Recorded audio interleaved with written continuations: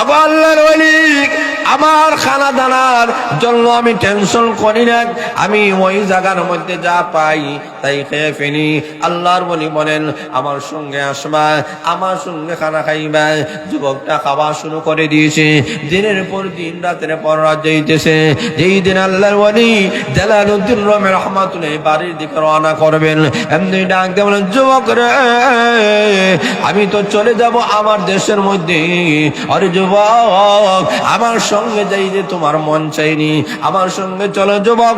আমার দেশে যাওয়ার পরে তোমাকে ভালো একটা বাড়ি দিব, গাড়ি দিব, টাকা পয়সা দিব, সুন্দরীর উপসে একটা মহিলা দেখে তোমাকে বিবাহ পড়ায় দেব।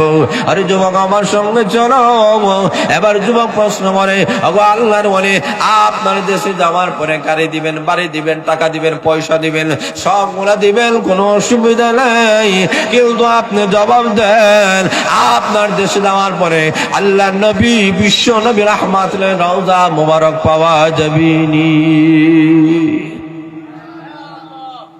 আল্লাহর ওলি ডাক দিয়ে বলেন, যুবক রে, সবগুলো আমি তোমাকে দিতে পারবো, কিন্তু নবীদের রওজা মুবারক তো দিতে পারবো না।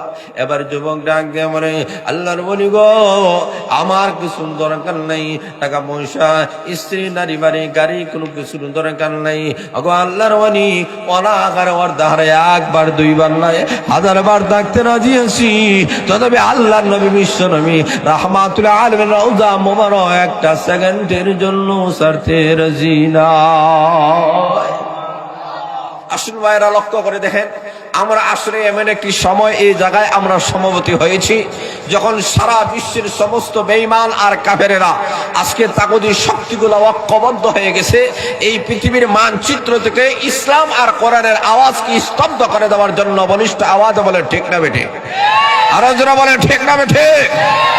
যখন সমস্ত বেঈমান কাফেররা ঐক্যবদ্ধ হয়ে গেল, ইসলাম আর কোরআনকে, মুসলমান জাতিকে নির্যাতিত এবং নিষ্পেষিত করে, তারা কান্ত হয় নাই, তারা চায় পৃথিবীর মানচিত্র থেকে ইসলামকে মুছে ফেলতে। ঠিক সেই মুহূর্তে আজকে এই মহাসম্মেলনের মাধ্যমে, আমাদের উপস্থিতির মাধ্যমে আমরা প্রমাণ করে দিলাম, মুসলমান জাতির থাকবে, মসজিদ মাদ্রাসাগুলো থাকবে, ওলামা একরাম থাকবে, তাওহীদের জনতা থাকবে। পৃথিবীর মানচিত্র থেকে ইসলাম কোরআনের আওয়াজকে স্তব্ধ করে দেওয়া কোন বেঈমান কাফিরদের দুঃসাহস হবে না, হবে না, হবে না। তোরা বলেন, ঠিক না ঠিক? কারণ আমাদেরকে জানা দিতে হবে, আমাদেরকে বুঝাই দিতে হবে, মুসলমান জাতিরা, ইমানদার জাতিরা দুর্বল নয়। যারা বলেন, ঠিক না ঠিক? কারণ আমরা হলাম শাহজালালের উত্তরসূরি। আর যারা বলেন, ঠিক না ঠিক? আমরা 360 আউলিয়ার উত্তরসূরি। যারা বলেন, ঠিক না ঠিক? আমরা ভালো আউলিয়ার উত্তরসূরি। যারা বলেন, ঠিক না ঠিক? অতএব এই শাহজালালের সূর্য সন্তানদেরকে পৃথিবীর মানচিত্রকে মুছতে পারবে না, পারবে না, পারবে না। যারা বলেন, ঠিক না ঠিক? ভাইরা, লক্ষ্য করে দেখেন, আজকে মুসলমান জাতিদেরকে নিয়ে চতুর্দিক দিয়ে একটি ষড়যন্ত্র শুরু হয়েছে। ইসরায়েলরা তাদের মেন উদ্দেশ্য হলো গোটা পৃথিবীর মুসলমান জাতিদেরকে নির্যাতিত করবে, নিষ্পেষিত করবে। সারা পৃথিবীর সুপার পাওয়ার তারা হতে চায়।